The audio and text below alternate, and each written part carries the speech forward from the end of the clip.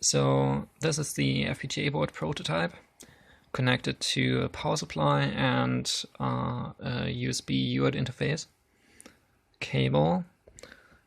Also, we have this neat little keypad here, simply plugged into any GPIOs on the FPGA board, but of course they need to be entered in the software. On the software side, we have the keypad example that can be found on GitHub.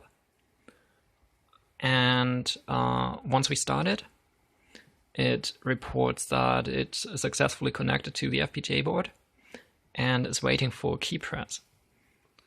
Now we can press any key here and it tells you which one it is.